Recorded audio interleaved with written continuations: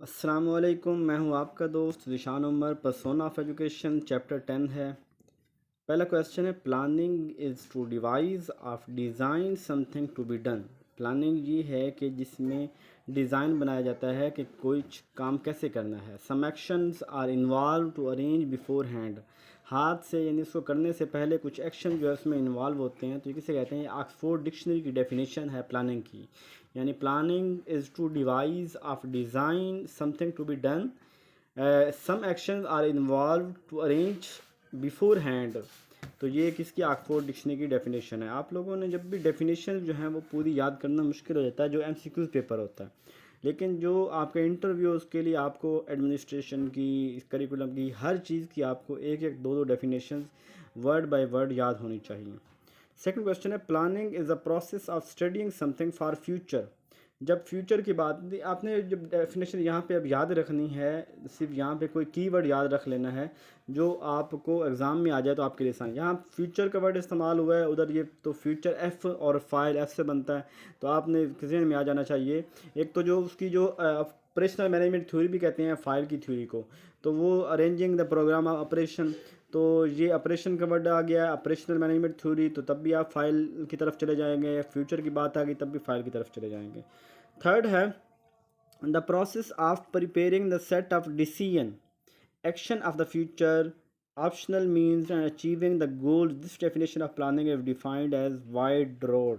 Wide road ने ये definition दी थी कि प्रिपेयरिंग सेट ऑफ डिसीजन के डिसीजन के लिए जो प्रिपेयर करना प्रोसेस को, action of the future, future के एक्शन को, एंड अचीविंग द गोल, गोल को अचीव करने में वाइड रोड ने डेफिनेशन दी थी। Educational planning is consist of input, जिससे इनपुट होती है, आउटपुट होती है।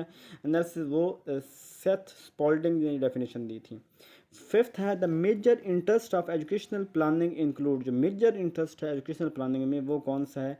Preparing of alternative decision, goals and objective, human resource and physical resources, और तो सारी चीज़ें जो हैं वो प्लानिंग में आती हैं। सिक्स क्वेश्चन है, planning dash process what ever it is applied. Planning process है कि जहाँ भी अप्लाई करें, it based on certain fundamental. Planning process को ये बात करते हैं। Appropriate alternative for the solution of. Alternative की बात हो जाती है तो इट मीन हम कहाँ जाते हैं कि डिसीजन में जाते हैं, कि डिसीजन की डेफिनेशन इसमें अल्टरनेटिव सेलेक्ट करते हैं। तो appropriate alternative for the solution of problem. तो ये रैशनैलिटी होगा, कि रैशनैलिटी मतलब ये होता है कि दिमाग के साथ सोचना और जो बेस्ट है ऑप्शन उसको तरफ आना। एट क्वेश्चन है, selecting keeping in view the best possible use of availability resources. फिर वही चॉइस की बात आ गई कि बेस्ट पॉसिबल जो रिसोर्स अवेलेबल हैं उसमें से बेस्ट पॉसिबल जो है वो रिसोर्स को लेना, चूज़ करना। तो ये क्या होगा? रैशनैलिटी होगा। डिवेलपिंग द प्रोग्राम्स, डिवेलप करना प्रोग्राम को, and projects are developed, projects are develop in order to achieve the desired objective. यानी फ्यूचर के अंदर जो हम अपने डिज़ायर्ड ऑब्जेक्टिव हासिल करने के लिए जो प्लान मुरतब करते हैं, जो प्रोग्राम डेवलप करते हैं, तो उसे क्या कहते हैं? फोर साइड कहते हैं, दूरअंदेशी कहते हैं, जिसमें हम फ्यूचर के मतलब देख रहे होते हैं। Planning process is a, planning क्या है? ये एक रैशनल प्रोसेस भी है जिसमें दिमाग के साथ सोचते हैं, यूनिवर्सल प्रोसेस भी है और कंटिन्यूटी भी है, यानी प्लानिंग मुसलसल चलती भी रहती है। तो all of the above answer होगा। 11 है, इंडिकेटर्स ऑफ डेवलपमेंट। डेवलपमेंट के कौन से इंडिकेटर हैं? एक educational input, educational output, educational process के सारे इंडिकेटर हैं डेवलपमेंट के। डेवलपमेंट के तीनों इनपुट, आउटपुट और प्रोसेस जो है। Social uplift of society, social uplift of society से सोसाइटी को लेकर जाना, इट मीन ये इंडिकेटर ऑफ डेवलपमेंट, ये डेवलप का इंडिकेटर है कि जिसमें आगे बढ़ने की बात हो रही है। सोशल इंडिकेटर्स होते कौन सी हैं? यानी जिसके अंदर building, house, park, schools, colleges, standards of living, social uplift, ethical and cultural development, सारी चीज़ें आ जाती हैं तो सोशल इंडिकेटर होते हैं। इकोनॉमिक इंडिकेटर वो होते हैं जिसके अंदर पैसों की बात होती है, इन्वेस्टमेंट की बात हुई, आउटकम मनी की बात हुई, एम्प्लॉयमेंट की बात हुई, तो ये एम्प्लॉयमेंट होते हैं। एजुकेशनल इंडिकेटर कौन से होते हैं? जिसके अंदर जो है वो educational development, quality of education, access to education, literacy rate, change in behaviour, social adjustment, educational output, ये सारी चीज़ें। एजुकेशनल में एजुकेशन के रिलेटेड बात आ जाएंगी, इकोनॉमिक में मनी के रिलेटेड बात आ जाएगी, सोशल में जो चीज़ें हमारे जैसे स्कूल एज अ सोशल जो है, इस कल्चरल, इस तरह कॉलेज, यानी जहाँ पे लोग मिलजुल के काम करते हैं तो वो सोशल इंडिकेटर हो जाएंगे। 16 the first step in educational planning, सबसे पहला जो स्टेप होता है वो प्री प्लानिंग होता है। फिर उसके बाद क्या आता है, प्लानिंग आता है। तो प्री प्लानिंग पहला होगा जिसके अंदर फिर उसके बाद प्लान होता है कि फार्मूलेशन ऑफ एजुकेशनल ऑब्जेक्टिव, फिर इसमें देखते हैं हमारे ऑब्जेक्टिव क्या हैं, उनकी अप्रूवल लेना, अप्रोप्राइट जो अथॉरिटी है उससे अप्रूवल लेना, तो ये हमारी प्लानिंग होती है। द सेकंड स्टेज जो ये प्लानिंग की होती है 19 relevance of social aspiration, relevancy देखना सोशल एस्पायरेशन की कौन सी चीज़ रेलिवेंट है कौन सी नहीं है, इफेक्टिवनेस उसकी कितनी है, achieving national objective and efficiency in the use of resources, तो ये डायग्नोज होगा। यानी देखिए जहाँ पे डायग्नोज होगा हमें पहचान करनी है, आइडेंटिटी करनी है कि कौन सा उसके रेलेवेंस है कौन सा इफेक्टिव है, तो ये डायग्नोज होगा, ये थर्ड स्टेप होगा। Social needs, economic needs, educational need, financial need, material resources are requirement related to, तो ये सारी चीज़ें जो assessment for the future need के लिए हैं कि सोशल नीड क्या होंगी, इकोनॉमिक कौन सी नीड, एजुकेशनल, सारी जो नीड्स की बात होगी, assessment of the future needs होगा। 21 determination of the magnitude of the financial outlay which should be available if the determined needs are to be satisfied। मैंने कहता है कि जिसके अंदर मैग्नीट्यूड ऑफ फाइनेंशियल आउटले कि कितनी रकम जो है उसके ऊपर लगेगी और कितनी रकम हमारे पास अवेलेबल है और ये कितनी रकम जो है हमारी नीड को सेटिस्फाई कर सकती है, तो ये चीज़ जो है ये कॉस्टिंग ऑफ नीड्स में आएगा। प्रायोरिटीज़ कहाँ पे सेट की जाती हैं, प्रायोरिटीज़ सेट गई है जब हम टारगेट सेट करते हैं तो उसके अंदर हम प्रायोरिटीज़ सेट करते हैं कि कौन सा टारगेट पहले अचीव करना है कौन सा बाद में अचीव करना है। 23 ensure consistency and availability in educational achievability in educational planning, consistency और ये हमारी क्या होती है फिजिबिलिटी टेस्टिंग होती है कि फिजिबिलिटी स्टडी मकसद प्रोजेक्ट के बारे में मालूमात कि इसे शुरू किया जाए कि ना किया जाए, नहीं इसमें फिजिबिलिटी देखते हैं, फिजिबिलिटी ऐसा मुमकिन है भी कि नहीं है, फिजिबिलिटी चेक करने के लिए। तो फिजिबिलिटी कैसे चेक होगी कि पहले देखेंगे हम इसमें कंसिस्टेंसी और अचीवेबिलिटी प्लानिंग को कितनी हो सकती है।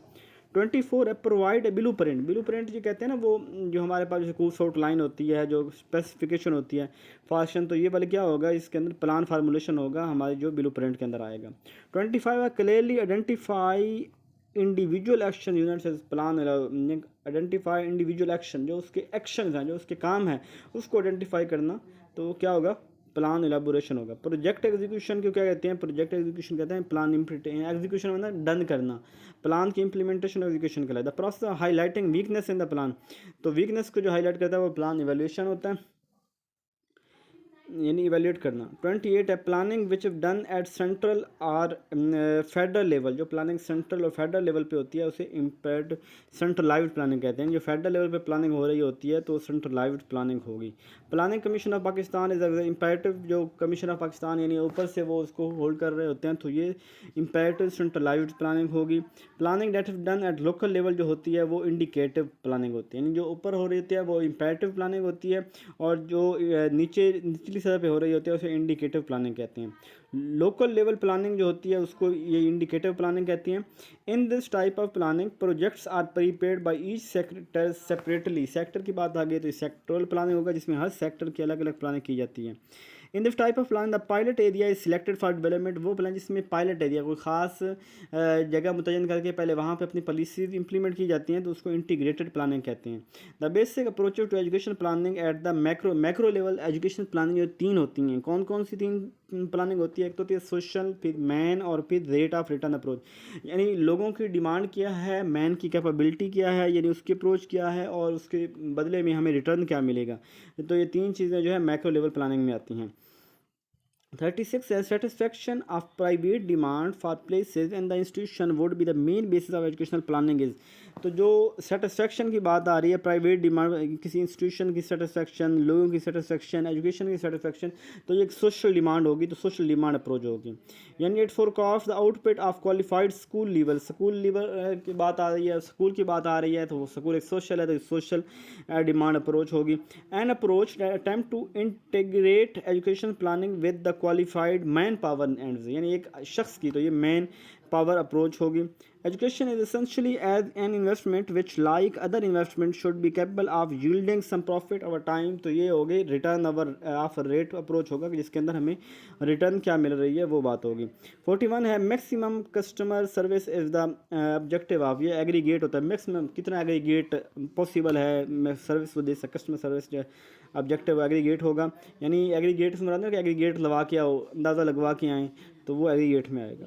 42 है Investment in education and training which enhance the skills and productivity of country workforce are essential for the realization of social and economic development according to the educational output ratio method होगा कि जिसके अंदर हम social economic development जो है उसकी productivity को देख रहे होंगे। प्रोडक्टिविटी आउटपुट होता है ना, तो आउटपुट की तरफ जाएंगे। कोई क्वेश्चन में कीवर्ड तलाश किया करें तो वो फिर मुश्किल नहीं होगा, क्वेश्चन को समझना ही बेसिकली इसका आंसर होता है। अमेरिकन वाले जो है ना वो उनके अप्रोच होते हैं कंप्रीहेंसिव अप्रोच जो होती है, इसको साइंटिफिक अप्रोच भी कहते हैं।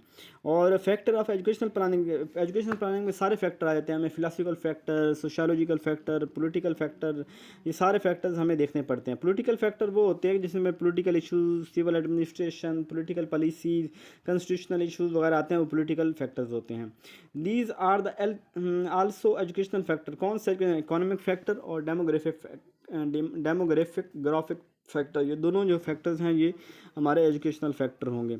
इकोनॉमिक फैक्टर जिसमें मनी रिलेटेड आता है, डेमोग्राफिक फैक्टर में जहाँ लोगों का आ जाता है कि किसी भी जगह पे लोगों का बिहेवियर, एटीट्यूड वगैरह। 49 है level of educational planning in Pakistan. Pakistan में एजुकेशनल प्लानिंग के 3 लेवल हैं, district level, provincial level, national level. और यानी और इस तरह there are dash component of financial plan, 3 component है प्लानिंग की। लेवल भी 3 हैं जिसमें देखिए ना लेवल कैसे, नेशनल लेवल, फिर प्रोविंशियल लेवल, फिर डिस्ट्रिक्ट लेवल, ये 3 एजुकेशन की प्लानिंग हो रही है, 3 जगह पे हो रही होती है। और 3 उसके कंपोनेंट भी 3 हैं। कंपोनेंट में कौन से आ जाते हैं जिसमें फाइनेंशियल टूल क्या है, फाइनेंशियल रिसोर्सेज क्या है, फाइनेंशियल गोल्स क्या है, ये आ जाते हैं। सोर्सेज ऑफ फाइनेंसिंग इन पाकिस्तान में जो फाइनेंस के सोर्सेज हैं ये प्रोविंशियल गवर्नमेंट भी है, फेडरल भी है, टैक्स वगैरह से भी है। और मॉडल ऑफ फाइनेंस 2 मॉडल हैं जो सारे मॉडल ऑफ फाइनेंसिंग क्या है, ब्यूरोक्रेटिक मॉडल, कोलीगल मॉडल और मार्केट मॉडल।